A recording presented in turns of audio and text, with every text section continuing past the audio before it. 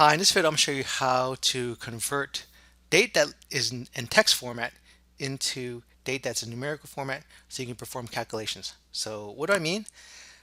This date it looks like a date that you can perform calculations on, but it's not because it's in text format. And the reason why I know it's in text format is because it's aligned to the left. If I enter a date here, 1/1/2018, press enter, you'll notice that if I extend the column a little bit, the number is aligned to the right. That indicates that it's a number. So I can perform calculations on this numerical value. So if I press equal, that plus 1 is going to go and increment one day to it. So it's going to be 1/2/2018. Let's double click that to autofit. But if I try to do some kind of calculation here, plus 1, it's going to give me an error because you can't add 1 to text. So how do we convert something like this into text? Let's delete this row, right click, delete. Well, you can use something called flash fill. And what flash fill does is it's based on programming by example. This is what Microsoft calls it, programming by example. You give it enough examples and it's going to try to figure out what you're trying to do. So, for example, let's say I type Sunday. I want to pull out some data here. Sunday, Thursday. And if I go under fill and flash fill, it's going to figure out what I want. Pulls out the Sunday, pulls out the Thursday from here. Let's delete this. Right click, delete. Now, if I want to pull out the dates, let's see if I can do this. So I'll type February -11 and then January -18. Let's give it enough example. March -04, and I'll just use Control E. Right? You can either go to fill and select that, or you can just type Control E, right? So let's try Control E, and let's see if it figured it out. Oops. Let's Control E again. Let's see if it figured it out, and it did. So it figured it out, and now I can perform calculations on there, right? Equal that plus 1. It should be giving me February 12th, and it does. So right, so that's how we can take that and make that text date into a numeric date. So I can do a lot of other stuff here now. I can make it a long date. Oops.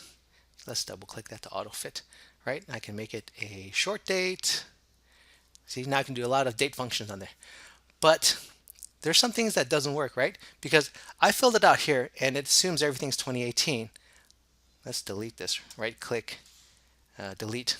Let's say that our last example was 2017. And you can see here it kind of breaks. So I'm going to try again what I did. February 11th, January. It might not break, but let's see what happens. January 12th, January 18th. Let's see if I can press Control Enter and it fill it out. Right? Let me extend the column width and let's make this a long short date here. You can see here it hasn't figured out that 2017. It didn't really do it that well, right? So in this instance, it might not work because the years are different. So you probably have to do something different here. And what I would need to do, let's right click, delete, is I might need to separate it out. So I'll type in Feb, oops, I'll type in Feb, and then Jan, oops, let me go back here, Jan, and Control E to auto fit that. And you can see it didn't really do a good job. Let's Control Z to undo. Let's make this March. And maybe it's doing that because I didn't capitalize the letters here. Let's try again. Feb,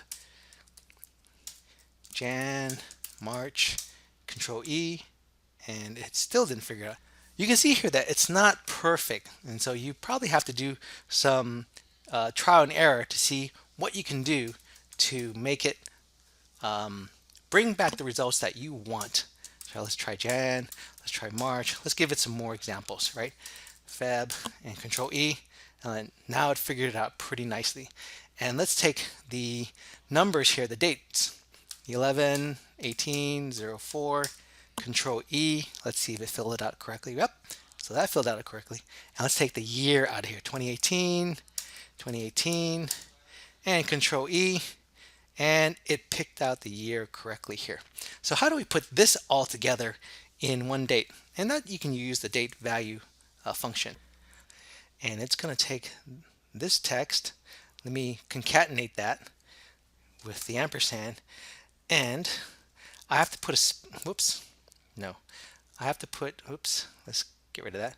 Let me put a space here because we're saying we're going to put this on one cell. So we're going to say February space, and then the 11th space, and combine that with 2018. But I'm going to put a comma behind it because Excel's kind of finicky sometimes. It wants to see something that it's familiar with. I put comma, space, and then the year, and then it'll figure it out a little bit nicely that that is actually a date. So if I extend that a bit, you'll notice that now it's a number format.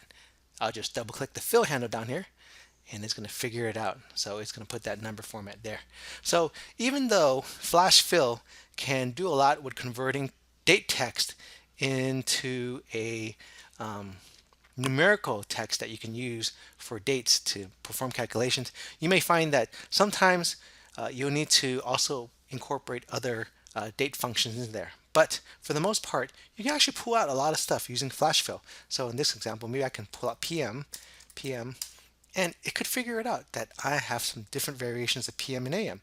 If I press Control Enter, Control E, oh, it didn't figure that out because I wasn't close enough to the adjacent cell here. So let's insert a cell here.